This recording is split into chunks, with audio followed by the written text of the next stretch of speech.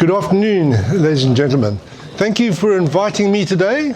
It's quite intimidating to sit here amongst all these pilots, but at the end of the day, I've started doing these talks. I've done quite a few of them now, because especially coming from Rhodesia, which we'll talk about in a little while, the country's disappeared, basically, and I feel that the guys should be writing the history of what their life was like there, because it bears no resemblance to what it is now as Zimbabwe.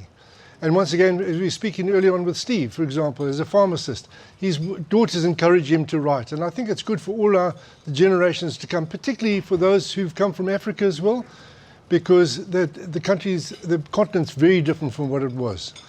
And I've got 55 hours of been flying for 55 years, and still flying. I've got over 23,000 hours, and I'm still flying helicopters for a friend of mine in Tasmania. So it's one of those old stories about, if you're a child and you grow up and you want to be a pilot, you can't do both. So I'm still stuck in the growing up part at this stage.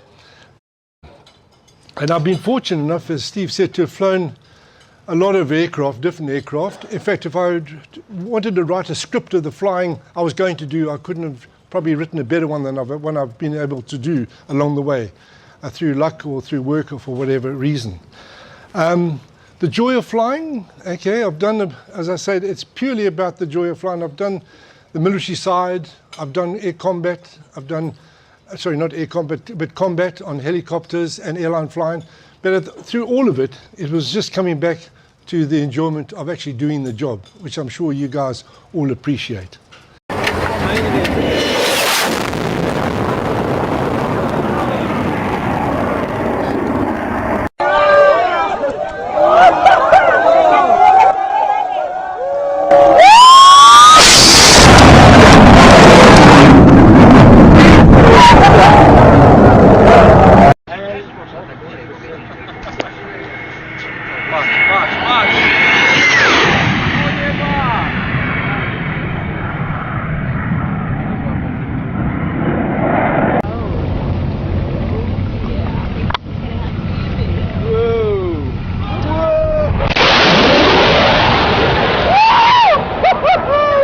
Now, I did that deliberately because this is how it was when we were young. We used to see these jets flying around. And now you never see them, because as soon as someone flies low anywhere, there's a complaint.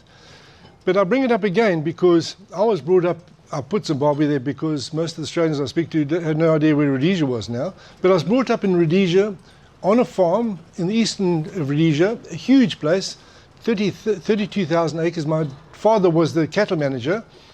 And often, this is now the early 50s, we'd have these jets flying over. A lot of the British aircraft brought out their Vampires or the Bombers, whatever it was, and eventually we got jets, the Vampire. And around about the age of 5, my folks said they heard this upper or ndege, which was the African name for an aeroplane. And obviously I was fired up at that stage that I wanted to be a pilot. And it's a common story amongst pilots who want to do, want to be. I wanted to be an Air Force pilot, particularly because I'd seen all these aircraft flying over. And from then on, this is going to be one of the ugliest airplanes probably around. But remember the observers books we used to get in those days? There was a little book about Observer's Book of Aeroplanes. And in the middle of it was this aeroplane. It's called a J-27, a Swedish aircraft, a barrel. It's got this huge big barrel in here, and that was a Goblin engine, which was the same in the Vampire. That's why it was a shape. But I found that when at a very young age, I wanted to be this guy, looking at his mate climbing away like that in a formation. And I don't know why that just triggered something for me. And then now, 50 years later, some Swedish guy must have had the same idea, because they restored this thing. And there's a Gripen doing the same thing away from him. So someone else at that age wanted to do the same as me. And that was, to be a jet fighter pilot was something I was aspiring to. Now, my grades didn't equate to what was required to be a pilot in the Air Force. So went through school, and about age 15, we got the Hawker Hunter. And I'm sure most of you must be familiar with it. I'll show it a bit later anyway. And that is the aircraft that arrived in Rhodesia. And I was determined I was going to fly the Hunter, which was a bit fairly ambitious at that stage. But as I said, my grades went up to the task of becoming a pilot. So I joined as a technician in the Rhodesian Air Force, an instrument technician, and I spent 4 years doing that. Also great times. It was a great time to be alive in the mid-60s on a fighter base. And I only ever worked in the Hawker Hunter.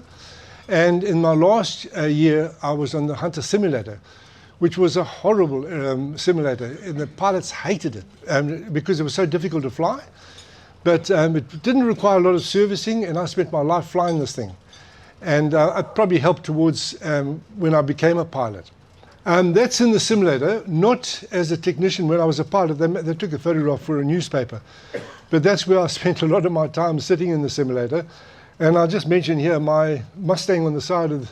I had this wild horse that I used to ride a lot, so any helmet I had off that had a Mustang on the side. Then, after 3 attempts, I got to begin flying. I think the Air Force decided if you were trained you as a technician, why should they then train you as a pilot? But I kept on hammering the door, and I was accepted for pilot training. I did the initial basic flying on a piston Provis, which is similar to your windshield you had here. And we did the advanced flying on the Vampire. And that was our final cross-country down to, which is now Maputo. It was Lorenzo Marx there, and the 4 of the guys on my course. And somehow we've all still survived to this day. Then, out of the blue, I was fortunate, perhaps for my flying on the Hunter simulator, but I came top on the course on both the flying and the operational side of it. And shortly after our wings, well, in fact, operational flying, I was posted to the Hunter, which was very unusual because we had only, at that stage we had 11. We had lost 1 through fuel starvation, but we only had 11 of these things, and we didn't have a 2-seater. And to go from a Vampire to this thing was a huge jump. And what normally happened in our Air Force is the guys, we tended to fly everything there, but they would put the guys through other squadrons, Vampires, Canberras, and they'd come back to the Hunter when they had a fair bit of experience. And my friend of mine who came second to me on the course, we went straight to the Hunter with 300 hours. Now, it was a shock. And also, the simulator wasn't working, would you believe? So we didn't fly for 6 weeks before we climbed into this thing. And as my friend described in one of his talks, with the whole flight I did on the thing was on the back of the tail somewhere, trying to keep up with it, you know. It turned out, once we'd done the solo and everything, it was a lovely airplane to fly. It really was. And there was a reason we went there early on, and I'll come to that a bit later.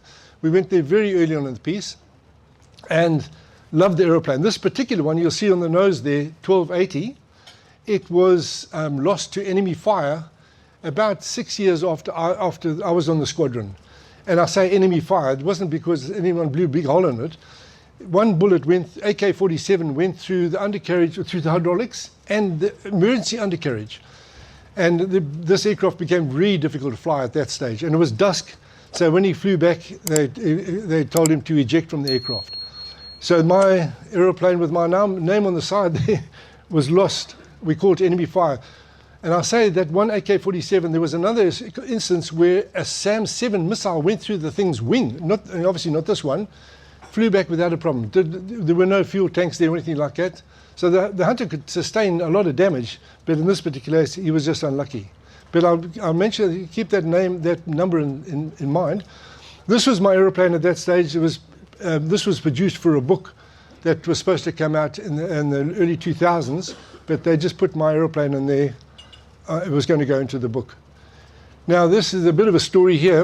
About 4 months after we had gone to the squadron, I'm on the left there, and this is my friend Baldy over here on the right-hand side there. And we did a Bulawayo, which is our second city. We were affiliated to Bulawayo. We did this air display there, which turned out to be very popular. Almost the whole city turned out. And this is the next day after we returned home. But after the actual air display, the mayor came to meet all of us, and the photographs were taken for the newspaper and everything. And the next day in the paper, the ladies were writing and said, you know, how untidy these guys look. They go flying looking like that with their overalls, and they're all creased and everything. So not knowing that we've been sitting there for 45 minutes sweating, trying to keep in formation. And then, so the next day, our technicians had an idea. We would all dress... We would all dress up in our number ones. Of course, we sent that back to the paper. I'm not sure if it was published. But the engineers had another idea, and of course we were now playboys as well. And that actually appeared in a magazine somewhere. So that was a bit of fun. I don't know if anyone's not been to Cape Town. I'd never been there before. This is 1976, and this is our final cross country. At the end of every course, they would take you to a different place. So I'm flying with the boss. He's in this single city here, and I'm over there. And that was the first time I'd seen Cape Town. And what a beautiful sight and a beautiful time of the day. Actually, flying down there on these long trips, there's not much room in a jet fighter. So you put your maps out for the whole distance. And it was 3 hours of flying, and you put it in a strip map. So as you're flying down, you're opening the map. And the last part of it is very flat, the Karoo. And when I flipped the last page over, it had this peninsula with this mountain. And I looked up, and it's massive. It's absolutely was spectacular to see it. And because the weather had been good, we got to fly all around and land back at the airport. I've actually got another shot. I brought it a bit closer. That's me sitting there, and I'm sitting up nice and high, which was always my preference, to sit high in the cockpit. I went and flew a Hunter again a couple of years ago, which I'll come to, and the technician came up to me and said, "You're sitting too high." And I said, "What do you mean I'm sitting too high?" He said, "You'll never reach the top ejection seat." So I flew this aircraft for the last 50 years, and I probably wouldn't have been able to reach that seat. Of course, we had a secondary one down here, but I just put that there, just, you never stop learning, I guess. But what a beautiful shot of the mountain there.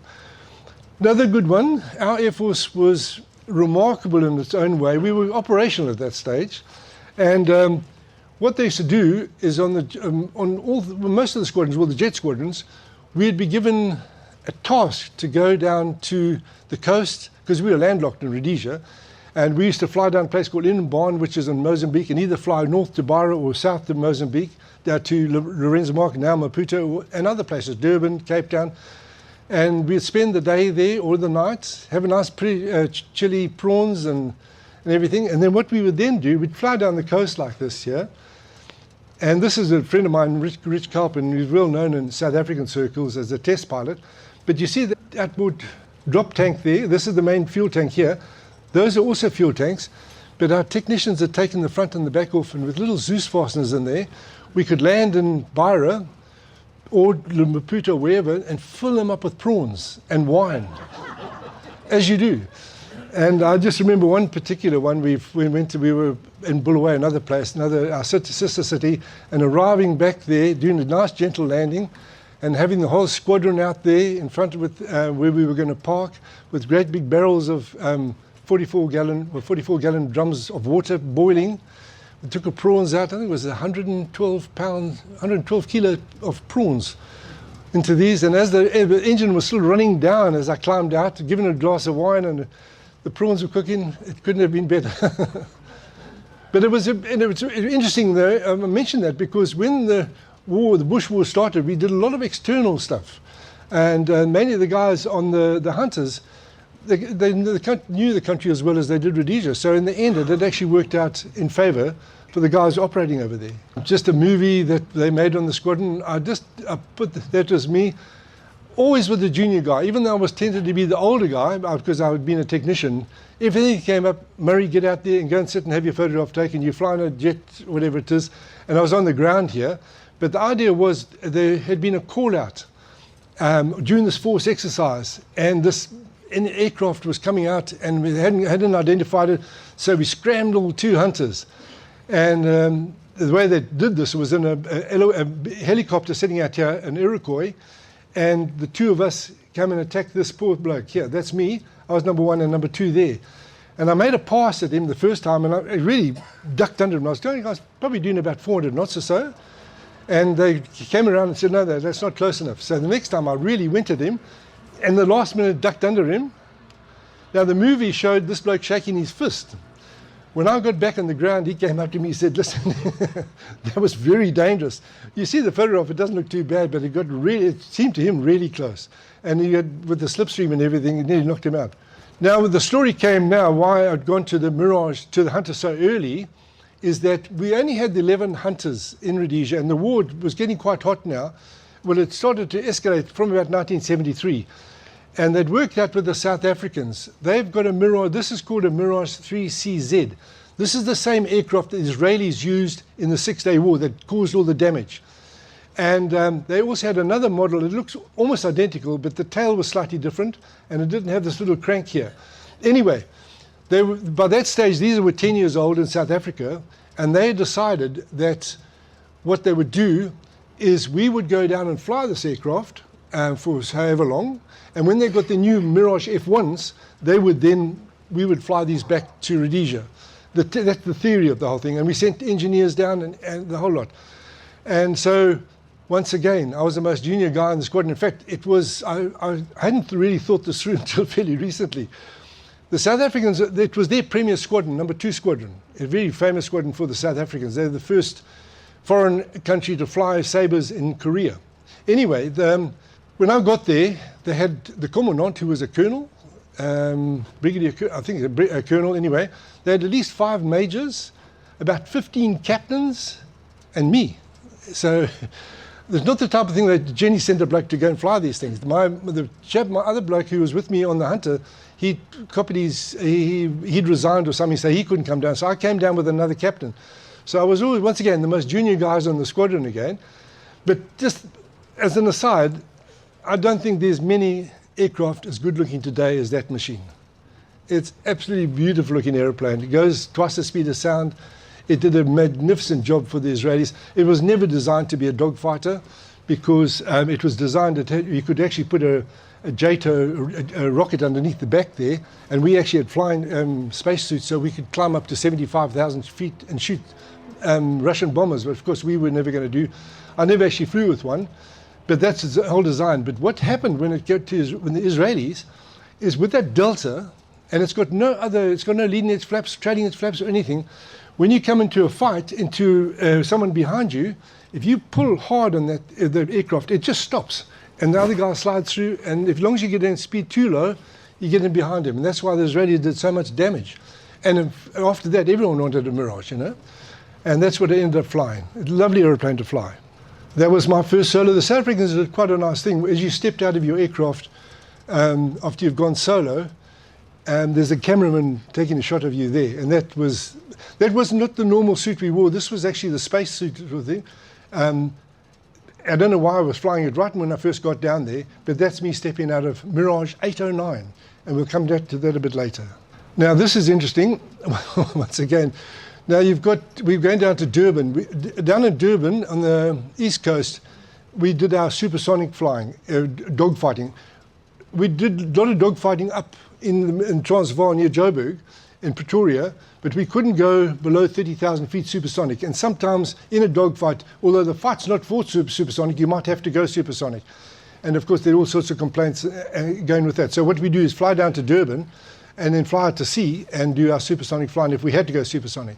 But being the most junior guy in the squadron, of course, I had to lead this formation of 10 aircraft.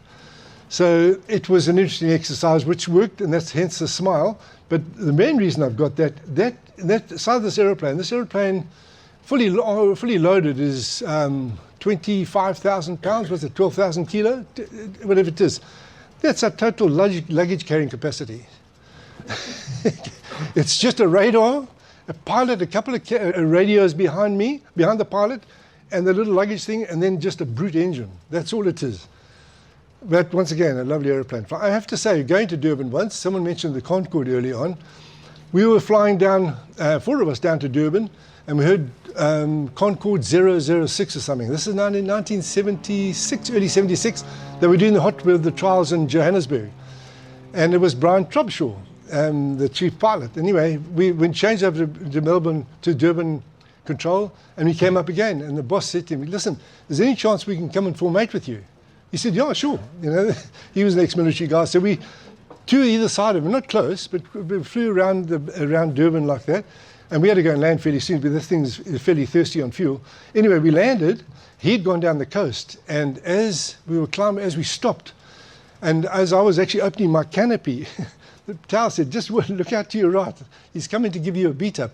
And all I could see was black smoke as this Concorde came down. He must have been about 500 feet, really low for that type of aircraft. He went past and just went straight up. It was brilliant. Yeah. I actually went and sat in a Concorde not too much later. Well, in fact, in Sydney when I was with Qantas. And, you know, you expect this lovely looking airplane to have this wonderful cockpit. It was like a Viscount inside. Old instruments, the whole of you think about the timing of the aircraft was probably about that era when they were still making Viscounts. So cockpit was very rudimentary. Another bit of fun, I was asked, we did an exercise down in Cape Town, and after about 4 days the weather's too bad, and there was just two of us, Rhodesians, and I said to the other guy, listen, he was senior, I'm going to go and do a quick burn down the coast, and I went and signed off. Well, I had to go and get signed up by the boss who ran where we were in Cape Town. And he said, could you do us a beat up, please? Now, bear in mind, we see airplanes flying low, and you've probably all seen Top Gun. You know that one when the guy flew past the tower and he split his coffee? Yep. That's the only time an aircraft's ever done a beat up at that place. I think it's Miramar, whatever it was, or Andrews. So this is not the type of thing that generally happens. They generally want to put you in jail if you do this type of thing. Anyway, he asked me to do it, and that was my pleasure.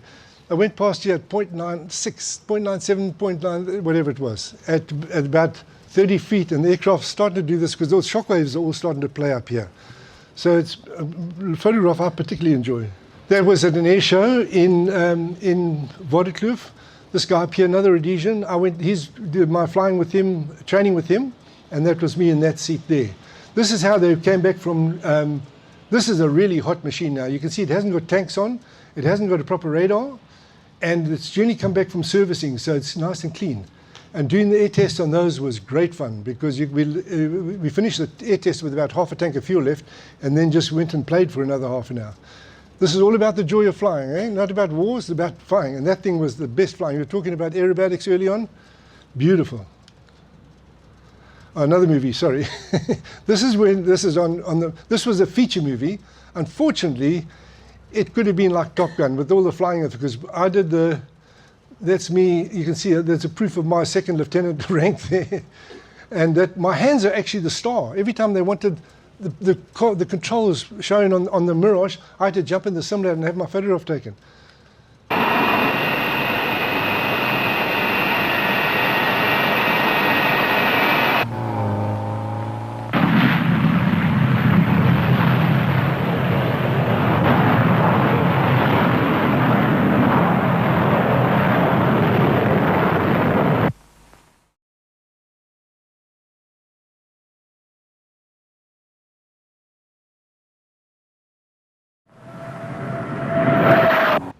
And I did the flying with another Rhodesian called Roy Hulley, and we did a lot of flying with a very famous Hermit Potgieter, was a cameraman from another Mirage. It was the best fun doing the flying for it. The best part for us was actually we had the top actress in the time, Sybil Coetzee, and that was her. And there were a lot of other photographs I could show you here from the guys on the squadron, but they all ended up as chief of the Air Force or major generals or whatever it was. I didn't want to put them on this thing in case they got a bit upset. But that's her now, Sybil Coetzee. This is another one on this, once again, same thing. This is an air display at Lanceria. It was where I saw Bob Hoover fly, in fact. And also I saw a Trilander become an Islander. It landed heavily and the engine, back engine fell over in the front. Anyway, before the air show, we were four of us did the fly past, and we were having a coffee, and some cameraman came in. The boss said, "Oh, I remember now. Steve, go out and have your photograph taken." So I went and sat in this thing, and I forgot about it. 6 months later, this calendar came out, and I sent it to my parents in Rhodesia. And my mother phoned me straight back. She said, "That's you." And then it sort of clicked. But what the interesting part for me, this has gone up on the Facebook, and the number of people have contacted me and said, "I've still got that in my garage." That's 50 years ago, you know. But it turned out to be quite a nice photograph. All right, from there now, when I finished, as I said to you early on, in Rhodesia we tended to fly everything. The war was now hotting up. That was end of 76, and the South Africans trained on the same helicopter. We had the Alouette 3, and they had a couple of openings on an Alouette training squadron in Cape Town again. And that's where I did my helicopter training. Once again, waking up every morning after studying and having the tablecloth coming over the top of the mountain. It was a lovely sight. Excuse the photographs. I always carried a little camera with me whenever I flew, thankfully. There were lousy photos, a little click thing, the Hanamax, whatever it was. Probably shouldn't have done that, particularly during the war, but it's left me with some memorable photos, not particularly good ones. And I must say, just before going on, the helicopter training coming from the Mirage, people always ask me, what's it like going from the jet to the helicopter? It's so different. You can't even equate the two. But the hovering took a while, and that really annoyed me. I used to hate seagulls hovering next to me. But eventually it got going, and I remember flying down the coast, north of where that is there, and about 200 feet or so, and I saw a young girl walking with her dog. And I thought, oh, well, I've got to go down and visit her. And I went down there, came past, and she must have had it done several times, because she waved up, and I thought, this is going to be fun in a helicopter, because you couldn't do that in a Mirage or a Hunter. Now we're back back to Rhodesia, and this is how, when I first got back, this is how we sort of flew. This is my second bush tour, and we had the like what would you call it, a slade jacket with a pistol and everything. Yeah, well, the flak jacket was under that, but we had a pistol in there and all sorts of compasses and that type of thing. The flak jacket, the horrible big one in those days, there, and just the normal helmet and everything. Eventually, we had an armored seat that came right around, right behind our head and everything, and that protected us. The first day we had it, a guy got hit right in where his head would have been. The first day we had this armored seat. At this stage, we just had an armored at the bottom of the seat.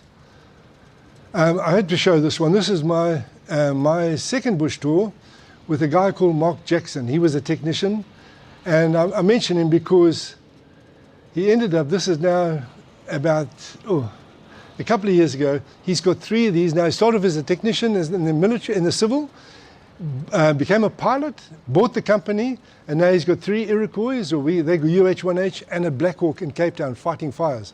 So he's done really well for himself. Now we get in the combat itself. Once the way we operated, and I'll just show you, this is on a huge, great granite hill. We had them all over Rhodesia. You've got them parts in the eastern, where I've seen them, some of them in Tasmania, but huge granite monoliths. And after the fighting sort of died down a bit, we were going to have tea and coffee up there. And I just remember that, always remember that shot of the helicopters. That was our gunship that we had on the Alouette 3. And because of sanctions, we couldn't get ourselves a decent gunship, so we just put a 20mm cannon out the side, and it was very effective.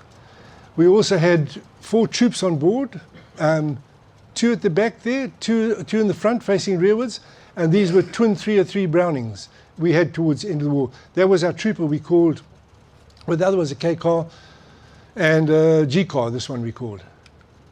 This is how our troops, we flew mainly with the Rhodesian Light Infantry. Now, this is going to surprise you because it certainly surprised me. I read not a couple of months ago in some independent military journal that these were arguably the most successful unit in history. And that sounds remarkable. I remember flying with one commando, and we had about 4 commandos, but one commander had 100 for none. That was the kill ratio, basically. Not to do with our big gun, I think, but they were included in that. And I believe the record was 130 to none. So that was very successful. To qualify that, though, a lot of the guerrillas we were fighting against had been conscripted, kidnapped, or whatever, from mission stations around the country. Some were obviously, well, they were basically then indoctrinated in either Tanzania, Russia, or China, and they came back and forth. They weren't particularly good. So it wasn't like Vietnam, where you had really good soldiers there and very keen to fight. Anyway, that's how the dress looked, like Rambo, with the doors off, and that's how we flew.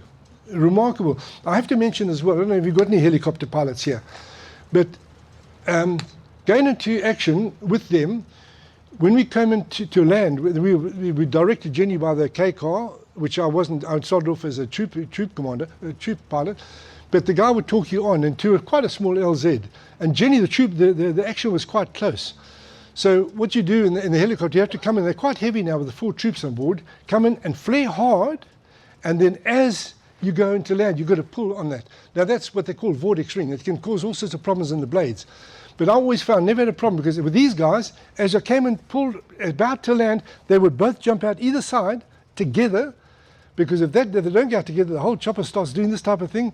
And I just never, with these guys, I never had ever experienced a problem. They were that good at the job, with minimum loss of life. We had friends we used to meet wherever we went. There was a little warthog. That's the flak jacket that Slade was talking about there. It was not like these days, they're fairly light. That thing was heavy. I spoke to Steve about this. Anyone ever heard of the fire force that we had in Rhodesia, or not heard of it? The fire force. I could describe that. It was a very successful operation with very minimum loss of life. This is the one I went in. It was a very successful one. I feel, should I go through it or should I keep on going? Just talk about the aeroplanes. Aeroplanes, let's go. Okay. It's an interesting one. From helicopters, I went to instruction. And I learned to fly on a thing called, as I mentioned, the Provis. It was a Windshield type aircraft. Then they got this as a SF-260, Siai-Marchetti. And the guys were very disparaging about it because they said, oh, it's a little plastic thing. Then it had a 260 horse motor. Eventually went up to 300 horse motor. It was very light. It had the lookout of an F-16. It was inclined a seat like an F-16, fighting flap, the whole lot. Anyway, that was what I trained on. But before that, while I was down in South Africa, I flew with this guy. Anyone heard of Dick Lord at all? Very well known. A lot of guys, South Africans would know him. Very well known. He was a South African who went to the Royal Navy, seconded to the United States Navy, flew Phantoms, and was at Miramar, and he wrote the unit orders for Top Gun school from that movie. There was as you know, it's a real school there where they train guys to be fighter pilots. So he was good at his job, and he came back to our squadron, and I went up with him before I started flying the Mirage, just for a back seat, and we did a dogfight. And I was amazed. I don't know what clue was going on. When we landed, he was like the Israelis. The Israelis, when they finish their fights, they can actually shoot other aircraft down. They're watching each other, and they come down and debrief each other on how they fought. They are that good, and this guy was the same. So I got to love this air combat stuff, and this thing was ideal for that. Now, we had another problem when I got to instruction. All the guys wanted to be helicopter pilots. Now, everyone joins an Air Force to be a fighter pilot, would assume, mostly. In my case, I didn't join to be someone to go to war. I just wanted to go and fly fast jets. And I think that's probably for 95% of us. But anyway, when you finish your course, you generally graduated fighter pilot, bomber pilot, transport pilot, helicopter pilot. Now, our guys we were training, all we want to be a helicopter pilot. And with that, if I'd gone through that description of the Fire Force, you'd probably know why. Because the gunship pilot controls the whole war from that his position above the enemy. He's controlling his choppers where they go. He's controlling guys to put down Frantan, which we call Frantan was napalm. If they were still fighting, they'd bring in the jets. He would talk the jets on. And if he still needed more troops, he would drop from a DC-3 another 26 troops. So he controlled the whole fight. So these young guys wanted to be helicopter pilots. So what I did when I ran one of the instructor schools is I got them dogfighting. And this is how you show the guys the dogfighting using models. And that's how they do even in places like the Top Gun school and that type of thing. It was really, really, the Israelis, while I was still in South Africa, we had 25 Israeli pilots come down after the Yom Kippur War. They had been flying Phantoms in that war. And we learned a lot from them. But the main thing that always stuck in my mind, we used to always do instant flying, formation flying, anywhere, whatever it was. They just did dogfighting, 25 hours a month. That's why they went over recently to Iran. They flew for 12 days across there, continually, never lost one aircraft. And the F-15, its kill ratio is 110 to none, mainly because Israelis. And they, in a dogfight, preferred to shoot with the guns rather than missiles. They are that good at what they do. And we learned that. I was really pleased while they did fight with the South Africans in one of our Rhodesians, and the guys held their own against them, which was good to hear as well, because they are exceptional pilots. Anyway, I've still got the models, still fiddle with them. From the Air Force, my last 6 months in the Air Force was amazing because I went back to the Hunters instructor. We'd actually got a two-seater at that stage. I was flying that little SF-260 dogfighting, and I had the helicopter to do search and rescue if required. But our time was running out in Rhodesia. Mugabe had set the plan that he wanted us to go, and we were led to believe that he wanted us out, which he did. And I joined Air Zimbabwe, and I flew the Viscount for 18 months first, and then the 707 internationally to London, Frankfurt, and to Greece. This is early morning coming back from on the 707 from Gatwick. We also had the 720s, which we had stolen from somewhere during the sanctions, during the war. And of course, we worked hard as well.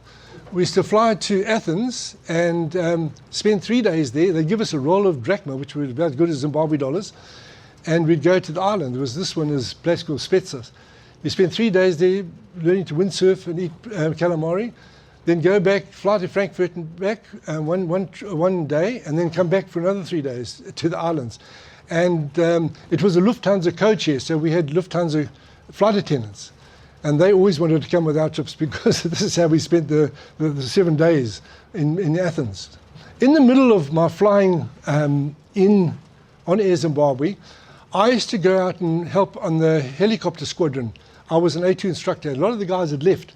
So in order to do engine off landings, which they did in our Air Force, they needed an A2 instructor. So I used to go out and just help on the chopper squadron and to do these things. Then one day, one of the boss came to me and said, "How'd you like to fly Hunter again?" I said, "Yeah, well, that's fair enough." And that was 3 years after I left the Hunter. And he said, yes. Now, typical Africa, in Somalia, a young Kenyan entrepreneur was buying lobsters from the Air Force General. It has to be in Africa. Anyway, and he saw the lineup of these hunters on the side of the runway. He said, "What are those doing there?" The bloke said, "Listen, we've come from being a communist type country with MiGs, and now we've become Western with a new leader, Siad Barre, and we've got these hunters given to us by Abu Dhabi, but we haven't got anyone to fly them." So this entrepreneur said, "Listen, if I get 4 of them flying," and he said, "for the president's birthday, can we get a contract?" So I'm a Zimbabwe first officer, he's a Zimbabwe first officer, and these 2 guys were still in the Air Force, shortly to leave.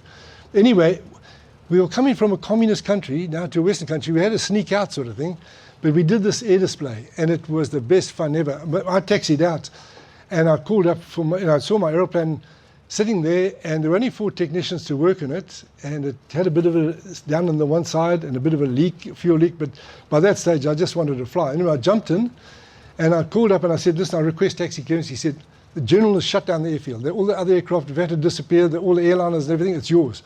So we had a whole day of just amazing flying and did the air display the next day. Got a nice helmet and a whole bunch of money, English dollars, English pounds. And that's while we were still flying in Air Zimbabwe. That was at the bottom end of Mogadishu. It just took the runway goes virtually down to the sea. Unfortunately, change of government again, and the guys got the contract, but at the end, when Siai-Marchetti got kicked out and they had all those warlords, they just bulldozed all those hunters into the bush, which is a real pity. Air Zimbabwe was sort of going through a bad patch at that stage. I was a first officer on Air Zimbabwe on the Viscount and the 707, and jobs came up in Cathay. I'd been writing to Cathay for a long time, and shortly before that, I'd come on holiday in '85 to Australia, and I thought I'd come home. I went to Brisbane. It was like, for me, Rhodesia by the sea. It was just an amazing place. And I went to the Air Force, and I did an interview to become a chopper pilot here. And when I got back I'd also been writing to Cathay, but when I got back to Zimbabwe, I got a letter from the Air Force here and said, "You come from a communist country. We can't take you." And there was Malcolm Fraser, who championed Mugabe. And then I believe he later apologized, but some guys eventually came out because the Air Force here became very short of pilots. But that's how they classed us as a communist country. In the end, I was pleased because I got to go to Cathay. I was still trying to get to Australia, and I flew the 747 and the TriStar in Cathay for 3 years. And then a position came up in Qantas, in Australian Airlines. I flew the A300 as a first officer, and I got my command on the 737. And I can honestly say, personal-wise, everything, the best job I ever had. And a lot of it from a training point of view as well.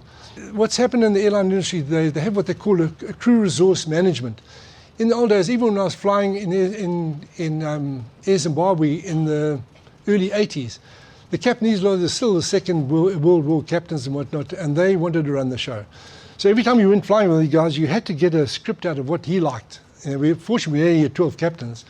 And it wasn't too bad with us, but the guys before was much worse. They just wanted you as a human autopilot. And he led the show, and I think that's a sort of similar to in Asia now. You've got a gradient like this. The captain's here and the first officer's down there, and he leads the whole show despite what he wants, whatever happens in the aircraft. In Australia, especially Australian Airlines, it's almost level. So flying with Qantas, at any stage, no one's happy with the way things are going. You just mentioned, they know who the boss is, but we work things out to the best of the aircraft. Even the flight attendants. A lot of the flight attendants in the old days, if the engine was on fire, they wouldn't want to come to the front because they're petrified of the captain. And I mean, that's serious stuff. Whereas in our job, with us, doing this crew resource management on our training, which has to be done every year, and Qantas, domestic and Australian Airlines embraced it, always working together at the time. And that's why we have, people keep on saying, what's the safest airline in the world?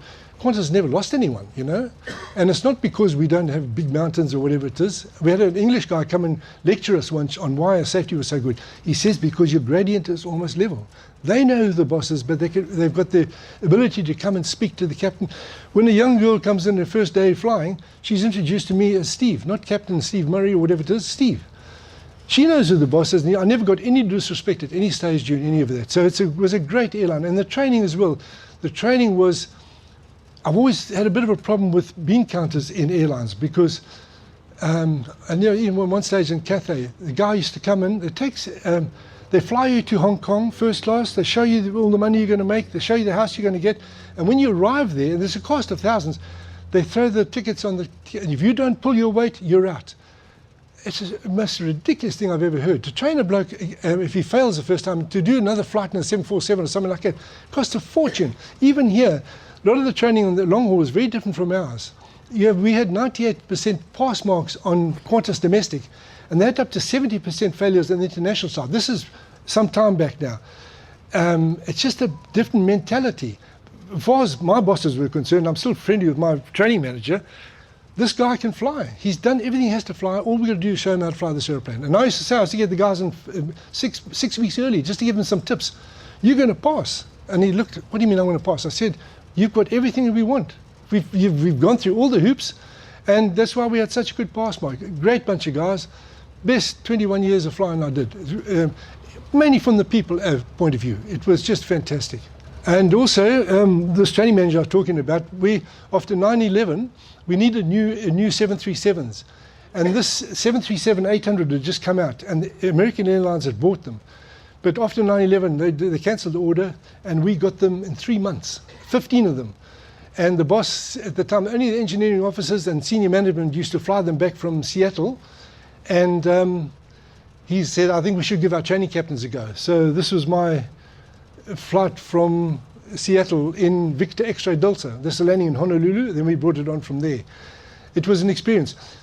One-time experience, which is more than enough, because when you fly that aircraft, and this is good for all you passengers to realize, when you fly an aircraft on RPT, on public transport, everything's cut and dried. Fuel, how much fuel you carried, all the training, everything's cut and dried. So it's the safest business you're ever going to have going flying.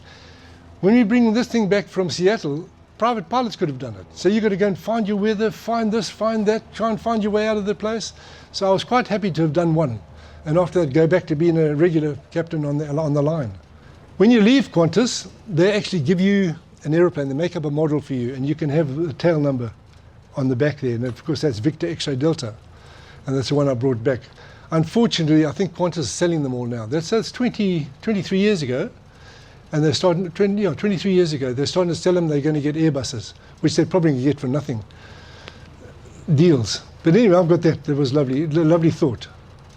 At this stage, I've sort of come to the end of the flight. I would actually come, I don't know why, but when I began my training as a technician, whenever I rose in rank, I used to just put it in a big biscuit tin. And so it went on. I actually finished up, I passed my sergeant's exams when I started pilot training, and then I went on to become a cadet. That's a stupid bow tie we used to have to wear to town. And then I only flew in one Air Force, but they keep on changing names. This one was the Royal Rhodesian Air Force that did my training, the Rhodesian Air Force. I flew with the South African uniform while I was flying choppers, and the Air Force of Zimbabwe. Those are the wings that go with it. eventually did about, I think it says 1,000 hours on choppers, or this one down here. I did eventually about 1,700 hours. I did 500 hours on the Mirage, and I did only 350 on the Hunter. The Hunter cockpit looks like everyone threw the instruments wherever they wanted them. I went from there to the Mirage, which was absolutely amazing cockpit.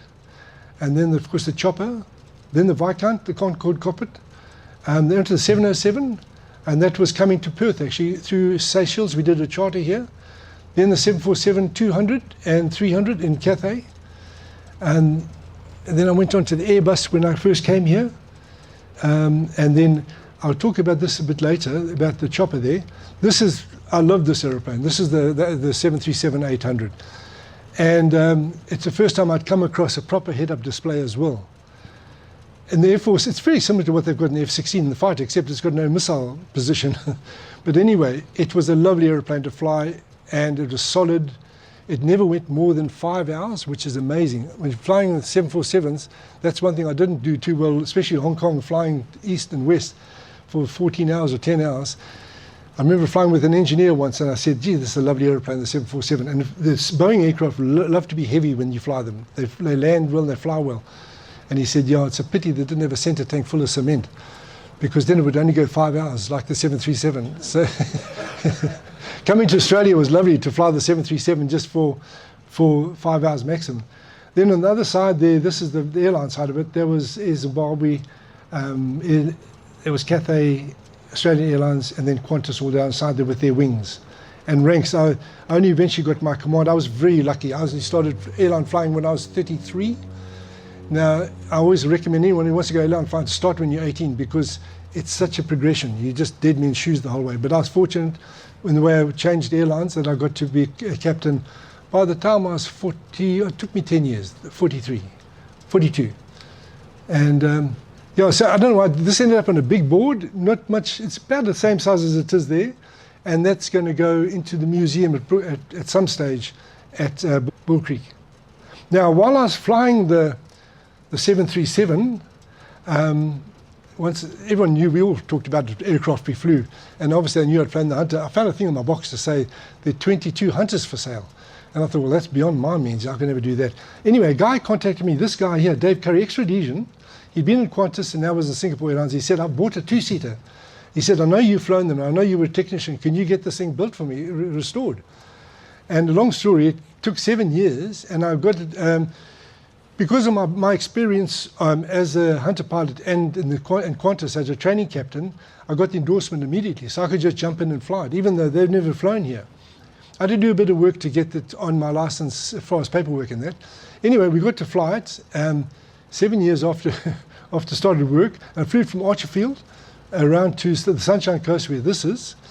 And you know, it never had an inkling of anything wrong with it. It hadn't flown for about 10 years. Absolutely amazing. The only problem was, and when we were discussing this, I hadn't flown for 20 years. And I said to the bloke, the flying officer, what they call the CASA guy, I won't do a touch and go because these tires, you can actually go through them in one landing sometimes. I just want to do a go around. He said, no, you can't. Because this is Sunshine Coast, there are houses all around there. And the owner said, no, we can't. We told the people locally we're not going to do that. And I said, well, if it's not perfect when I get to land, I'm going to go and land anyway. I'm going to do a go around to do it again. And I said, okay, we'll see how it goes. Anyway, I did the approach from, we got airborne out of Archerfield, flew out over South Stradbroke, just played. It was amazing to be back in this wonderful aeroplane again. Anyway, when I got the first warning light come for the fuel, I set myself up on downwind, long downwind, and then while I talked my way through it to show him what I was doing. I was very familiar with the Hunter. Came around the corner, I just set the power a little bit less than normal because we're at sea level from what I was used to, high level. Came around the corner, the speeds, flap, everything, and I got to the threshold and I had to land. It had just gone on rails all the way around. It was lovely testimony to the aeroplane, it really was.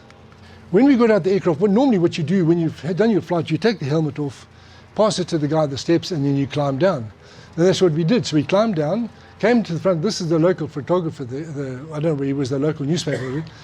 And he walked up and he took a bit of a look at us. He said, I expected to see two young Top Guns, not two old men. Because I was completely grey. I was 56 then. He was about 59, I think. And anyway, to put our helmets back on for the photograph. The aircraft we flew in those days, that's our sort of the kit we flew with. The normal helmet, of course. This is an old-fashioned one of mine. I quite liked it because it was quite tight. In dogfighting, when you're looking around, it was a nice one to wear. Always wore a scarf because you're forever looking around, especially when I wasn't winning anything. I'd be looking behind me. And this is the flotation of Mae West, which is an air thing like you have in the aeroplanes. And our normal flight suit, which is Nomex, sort of fireproof. And the G suit. And these are straps which sort of connect you to the ejection seat. So when you eject, your legs don't fly out, you go out straight out.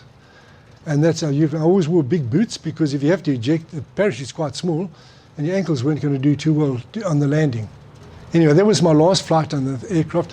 Unfortunately, for all his experience, he sort of flew it like an aircraft. He'd sort of jump in and say, well, what do I do here? And then, it's a jet fighter, man. It's a supersonic jet.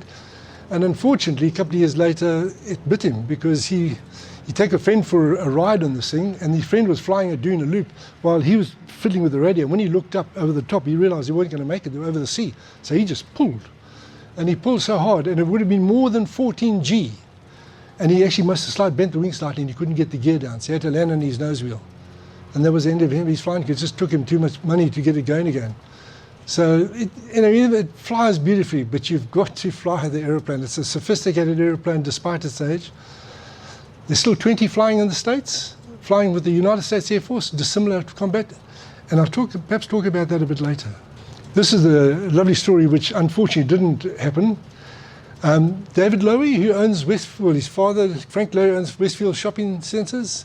His son, David, owned Temora Flying Museum in New South Wales. He doesn't anymore.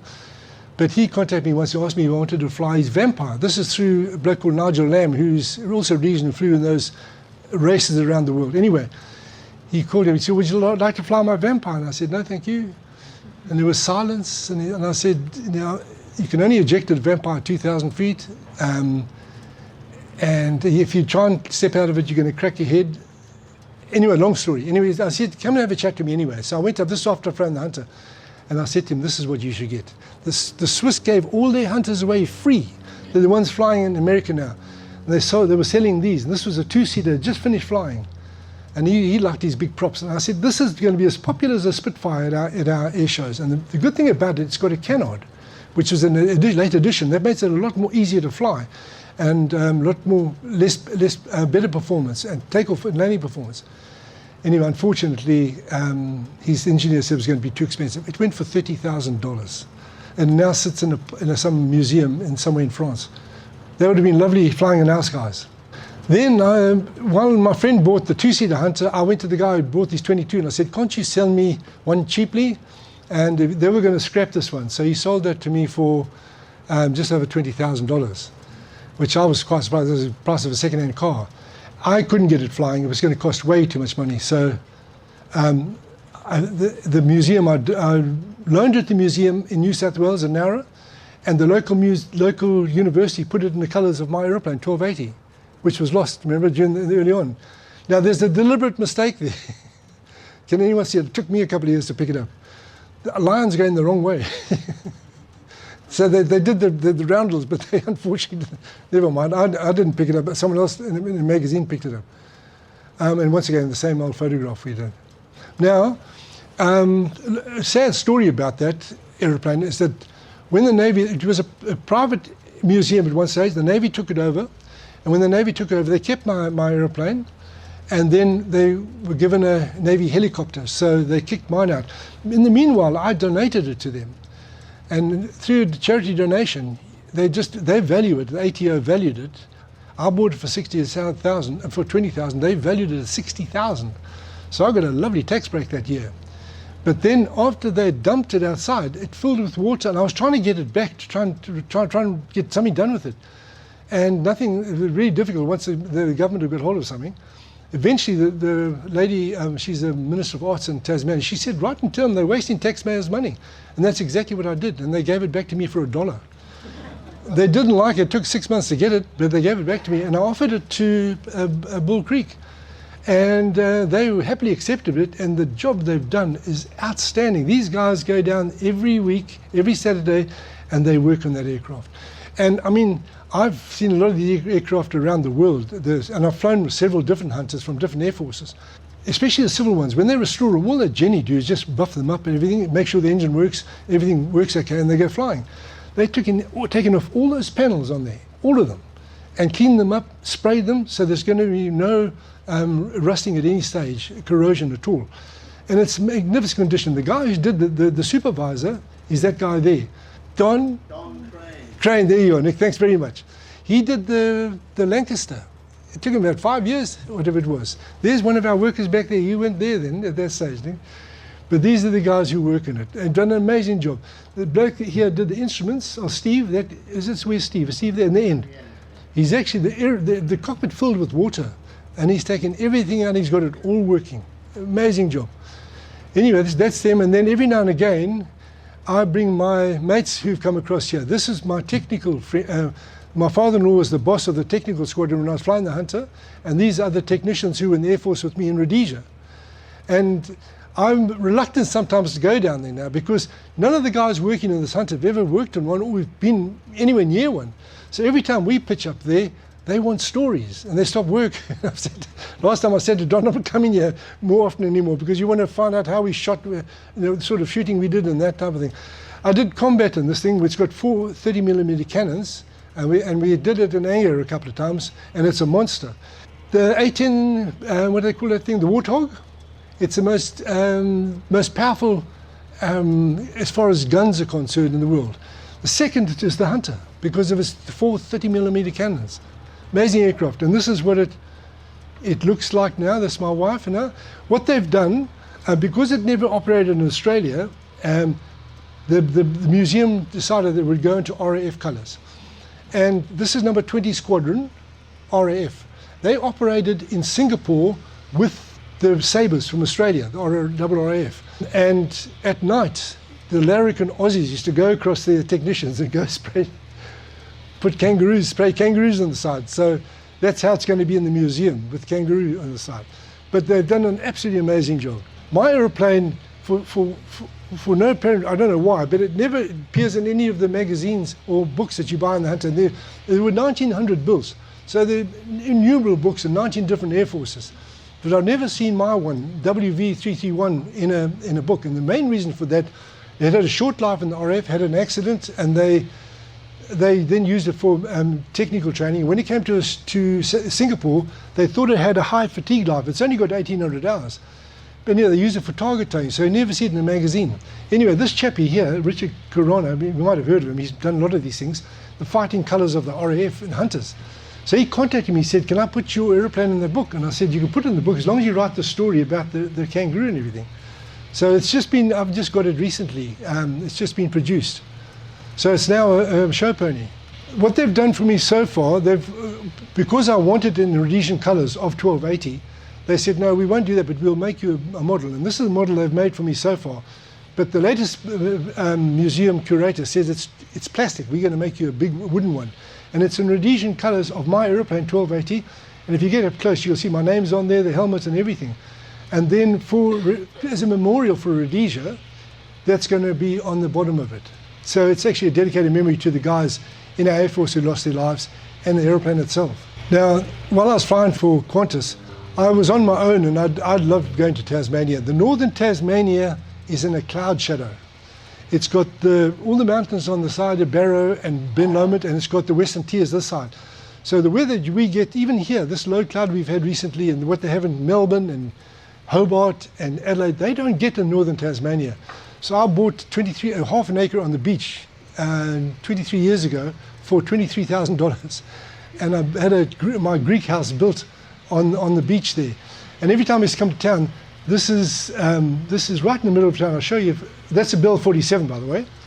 This here used to be underwater, this whole area. And I've got a very wealthy friend there, Croatian by extraction.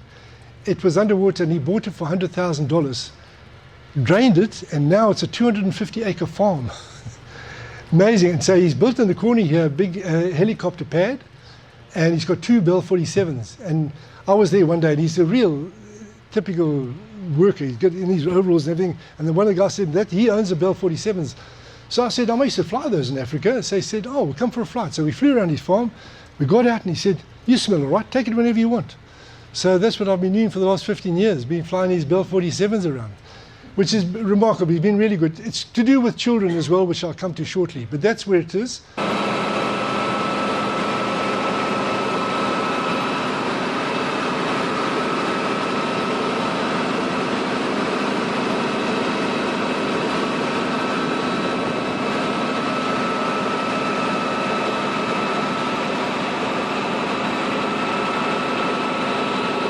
We got to work one day, well, we did it a few times. We get the traffic's a bit bad at the school, out on the Tamar, so we just jumped in the chopper and took her to school. So she was very much envied by the other kids in the class. Anyway, this is the other chopper he had, and this is the R44.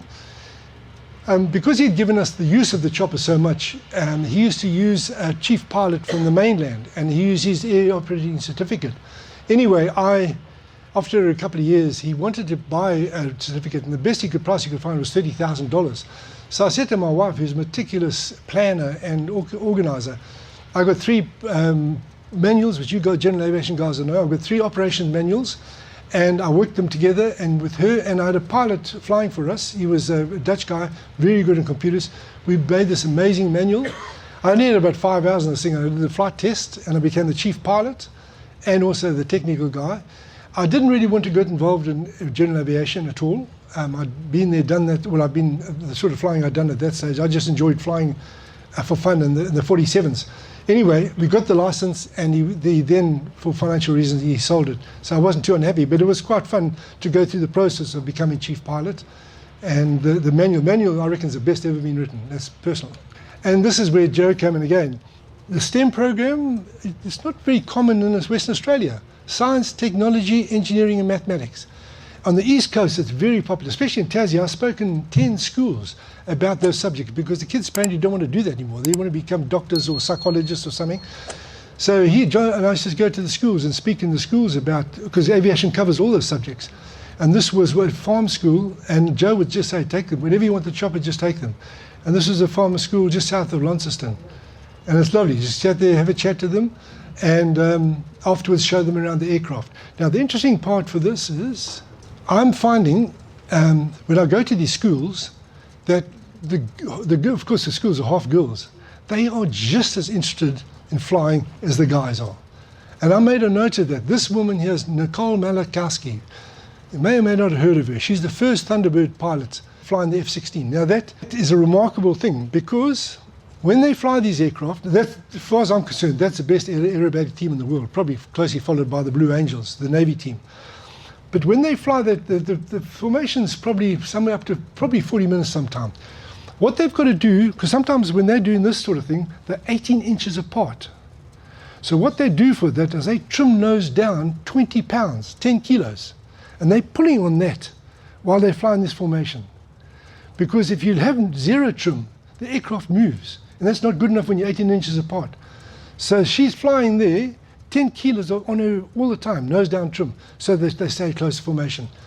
So she did a really good job. They've had quite a few since then, but she wanted to fly. She went to an air show when she was 5 years old at Vegas.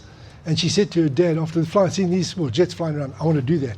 And fortunately, her dad, this is now going back probably 25 years, her dad said, go for it. And that's what she ended up. She ended up as a wing commander of a colonel of an F-15 wing, having been to Afghanistan and that sort of thing. So, and I wrote to her, I got hold of her, and I said, please could you write something to tell these girls about, this is, because they're just as keen. And that when I went at Hagley School, where the chopper was, 2 of the girls came up, wanted to put my helmet on. How can we become chopper pilots? So the girls are just as keen as the guys. So I've made a point of speaking about it. Now, as part of trying to get my aeroplane flying at one stage, I thought I'd start writing children's books about it. So this is Hunty the Jet Fighter, and this is one of the stories at the Grand Prix. I've written 4 of them now. They've all been published. Some of them are sold out, and unless you go a J.K. Rowling route, it wasn't going to build my Hunter. So I sort of paid for themselves, but it was fun, and I do the illustrations.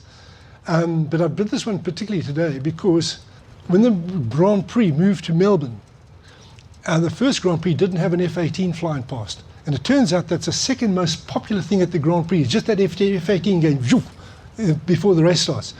So I painted up one quickly and I rushed off to the Grand Prix Corporation, which was just around the corner for us in Albert Park.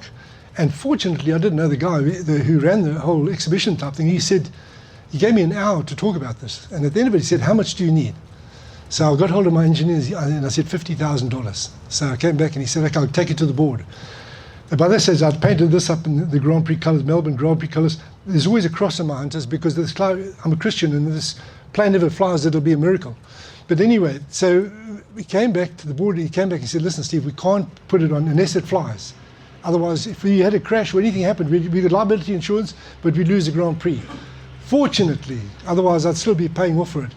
It probably cost $1 million to get that thing flying properly. So at the end of the day, it was my first attempt at sponsorship, and it's been lovely restored in a museum. I was invited to a big book fair in Melbourne, and someone said Biggles is no longer popular. So no one buys Biggles books because he's a racist apparently, because he had a gollywog or something. It was one of his characters. That was him done. So she said you should write about. So I've written these stories. I've written 4 of these in hunting the boy jet fighter pilot. What it allows me to do, I do a bit of painting. It allows me to do my artwork on the back of the book. So there's a couple. That's an F-16. The first time I saw one in 1974, I painted that. They're still flying and they're still making them. The F-15 is even older and they're still modifying it. I'm starting on the next generation of Biggles now as this jet fighter family, and they fly these aeroplanes. The Hunter, which is a Dolphin Hunter, the Tiger Mirage, F-16. Now that one, I would love my daughter to become a pilot. I even was prepared to paint her a pink F-16. She still doesn't want to fly. Now this is the book that came out fairly recently. During COVID, we were stuck in the beach up in Tasmania, and it was my dad's birthday. He had passed away about 30 years earlier, but it reminded me of a story.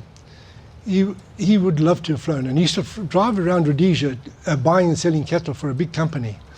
And on this particular occasion, this is somewhere north of Harare or Salisbury, and he said, couldn't you come and visit me in your hunter sometime? I'd done it on a vampire years before, but a vampire's slow and it's not noisy or anything. So I said, and I was doing a photographic class, which is this great big pod on the side, beautiful camera, Ricky camera. You can take a photograph from 100 feet, which was about 30 meters or so. But you come out, you get this lovely shot of, and we used it after combat as well. Anyway, I did my task and I found the farm, and they could hear me coming around this, ooh. I ducked down, nice and low, got the speed up to about between 550 and 600 knots, but over 1,000 kilometers an hour. And you can see they're all looking at me. These are the farmers, the African workers are there, the cattle are headed down, they're not looking in. Now they can see me here, right in front of them. And of course, no noise at that speed. I'm close to the speed of sound. Next minute, over the top of them. And so I went back all excited. I had the photograph developed. It's a nice big photograph I've got at home. And I phoned Dad and I said, Dad, how did that go? Silence. He said, every one of those fences was knocked down. The cattle were all over the farm. The farmers were livid with them. And of course, the African workers had to go and find the cattle and build new fences. So I never did that again. And I put that on a story on a Facebook page. Was one on the Rhodesian one and also a South African Air Force one. And then they said, that was, have you got any more of those? Well, I think there's 60 of them. So they basically, they published my book for me. The Facebook people, they got hold of a publisher in South Africa. And so I'll call my first printing, this one here, and then they've done another, I'll call the second printing, not really so, but that's what it is. And they were on Amazon. But that was a lot of fun. And I come back to this, to all you guys. Your kids need to know what you've done in your lives, you know? You need to know. It may not be interested now, or even your children now, your grandchildren might be. You might have a boy who wants to be a pilot or anything like that. I've gone through the experience. I spoke early on about it. My father grew up on the Seychelles Islands and also a little bit of St. Helena, Malta. His dad was a colonial dentist. They had this wonderful life. Living on the islands, they had their own schooner, fishing, dodging sharks, whatever it was. Went back to Rhodesia, went to war, was captured in North Africa, spent 3 years in an Italian prisoner of war camp right next to an aircraft factory. And he should talk to me a little bit about what went on. And I was sort of went over my head. Gee, I wish I'd listened now. I really do. I wish he had written something and I could read it now. And that's what I'm saying. I encourage you. This is mainly about my aviation career, but I've expanded it for a big manuscript for my children. But it's important, I think, especially for us Rhodesians and Africans, because that's gone. You know, even if they go back there, it's nothing like what we were brought up in. Now, this is where it gets sad now. After Mandela took over, they just dumped all these aeroplanes, basically.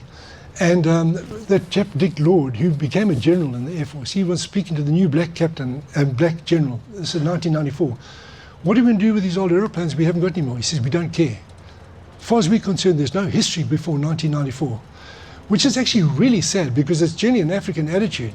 History is history, whether you like it or not. So what, from my perspective now, to see that aeroplane, that I've probably gone supersonic in that, I've definitely gone up to, definitely supersonic, but I've gone twice the speed of sound in one of them. You know, and then they dump it like that. So I was very sad. Anyway, thankfully, this is Historic Society found this one without its wings off in a rubbish dump, in an Air Force rubbish dump. They found the wings and they've restored it. And that's me sitting in it because that's 809, the one I went solo in. So I went and had my photograph taken back in again 53 years later or something. But now it sits on the plinth there, they've got it all painted up, and it's going to be preserved, which is great news. There's another one in a museum in Swartkorps. The museum's not doing very well anymore. They've got all those other jets there. We just hope that something that someone looks after them. Just a bit of jet history. That's the first generation jet, was the Vampire. The second generation was the Hunter that I flew. That's the second aircraft I had, which is 1284. Then the Mirage is the third generation jet. The fourth generation jet is your MiG-29, that's a MiG-29, F-16, F-15, latest F-15s. And the only chance I had of flying one, I never could in the Air Force, and we didn't have them. And F-18s in fourth generations, fly-by-wire and that type of thing. Anyway, about 4 years ago, the Russians, we were still friends with the Russians, and they would give a flight in one of those things for 20 minutes for $20,000. And that was even, my wife said do it, but it was way too much. Anyway, what I eventually did is, I've been watching this for years, and I see this a little bit over there. I've got a virtual reality headset, and I've actually upgraded it to the next generation now. That is like flying that aeroplane, honestly. 30% of people who get into one of these things get sick. That is how good it is. So that's flying a MiG-29 over Russia somewhere, in my virtual reality. The shots taken of the TV screen, and the picture that I get in the screen is probably not to that quality yet. They'll get there eventually. And that's somewhere that now you can actually step out and have a look at yourself while you're flying. Now, as I mentioned earlier, the only thing I haven't done is land and take off in a carrier. I've actually flown on water. I did my helicopter endorsement on the R44. As part of that, you have to do an engine failure. And the boss of the helicopter place I was with, he said, well, what we'll do, we'll go and do engine failure over water. So we did this engine failure, ploop, onto the water, taxied around a bit, and then took off and came home. So I've been on water, but never done this. So now that's me taking off off the ship, and that's me having landed back on the ship. They've upgraded it now with a super carrier, and you can taxi out there, and you've got the guy doing this, and then pointing, and then going. It's really fun. Now, dogfighting has always been with me all my life. I just really enjoyed doing it. It's ultimate in flying as far as I'm concerned, because you're flying by the seat of your pants the whole time. You can step outside and watch yourself flying at this stage. My daughter Amy is actually photographing me. She's photographing me. You'll see the head-up display come up. You'll see a little orange bit at the top there, just above the head-up display. There's the little orange bit. Wait.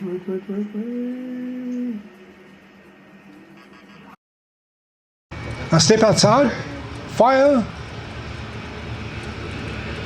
bang. Did you get that? Mm-hmm. Well done. So I'll do that all the time. And every time you fly, if you beat the guy, he gets better the next time. If he beats you, he drops a bit. And every fight's different. It's amazing stuff. I can't get over it. I can do this forever. Now, this is another story now. 2 years ago, 75 years old, and some guy who's watched one of my interviews online. I've done about 4 or 5, whatever. And he got hold of me, he wanted my book, so he got my book. He's in Canada, he's a test engineer with this test pilot schools, international test pilot schools, the biggest one in the world, privately owned by a South African Italian guy.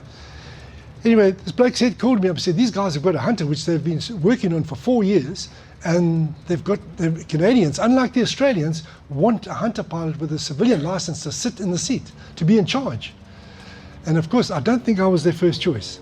But there are not too many of us around. This aircraft is 70 years old, or 75 years old now. And so ultimately, 3 weeks later, I get a call. Would you like to come and fly with this Canadian? So the only license I've got right now is a Canadian license, airline transported pilot's license, to fly in that hunter. So I went across, and the project test pilot is a Brazilian, brilliant young Brazilian guy. The other hunter pilot was a French Canadian, and the overall guy was an Australian, who's now the sort of president of the club. And I spent a month there flying this thing.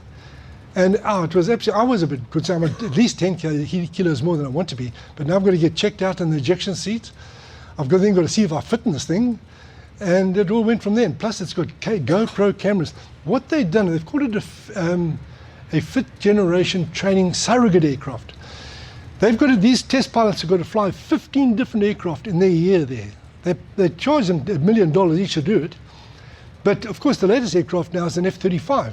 First of all, they're only single-seaters, so they can't go and hire one of this. So what they've done is they've ripped out the old cockpit of the old Hunter, and they've put the right-hand side as an F-35 cockpit with hot house controls, which means hand on stock and stick and everything. And the left-hand side's like a 737-800. It's all glass, but the right-hand side is a modern jet fighter. And this owner, he's the bloke, he's the brains behind this. So I went over and flew about 8 hours on that. It was the most amazing experience. This is now taking off. We had to fly early in the morning because London, Ontario, near Toronto, is an international airport. So we had to fly early so we could fly around the airfield in case something broke.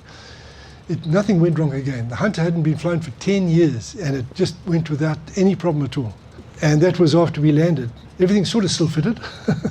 Aircraft in remarkable condition. That aircraft's been flying continually since 1957. Amazing, isn't it, eh? And now it's got the fancy, it doesn't look very pretty anymore. They've got a fancy nose because they had to put an F-35 radar nose on it. Now, it gets, when I went into the squad, when I went into the boss's office when I got there, this this Italian, he's one of the fiery Italian sort of guys, you know. I went in and he said, I've seen your interview on the thing. You flew Mirage 3s, didn't you? And I said, yes. He said, I want one. He started off life in the South African Air Force as a technician. He then became a test engineer, which he sat in the back seat of Mirage 3s. And then he went on to Italy and he worked there. And then he eventually went to England. He bought the company, became a fixed-wing test pilot. He bought the company, went to Canada. They obviously gave a break.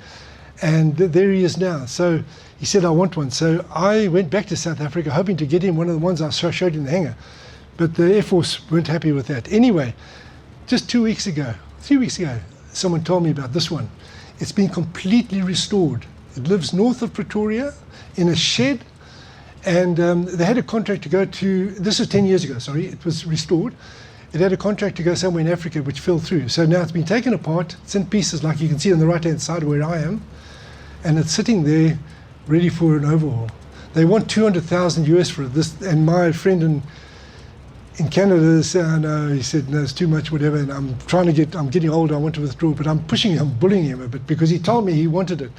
So that's where we're waiting at the moment. He's told me, okay, keep on going. We'll see how it goes. I found 4 engineers to do the restoration, and we might go back to Canada. Oh, this is a very short one. This is our first flight.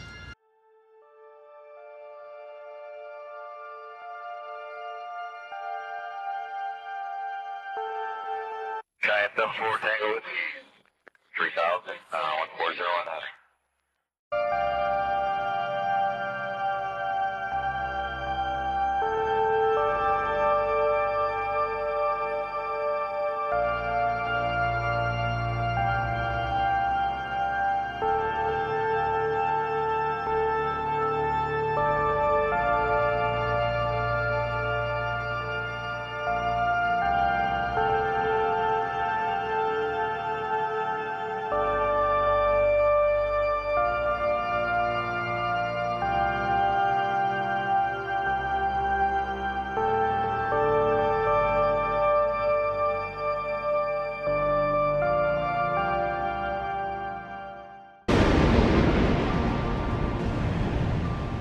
looking at the buildings here, it doesn't look like much at this stage, as perhaps a lot of museums don't look what you would expect. It's only when you get inside do you appreciate what's been preserved here and how important this is to the South African aviation, basically, what they have been able to preserve. Okay, so once we enter here, of course, the first thing that takes my breath away is the Vampire. I learned to fly on an aircraft like this, a two-seater model. And then, of course, we arrive here at Spotty, the South African-built Cheetah. And which was interesting for me, I've got a very good friend, Colonel Leroux Greef, flew this aircraft to its resting place in Swartkorps. And this is where it'll stay and be preserved forever.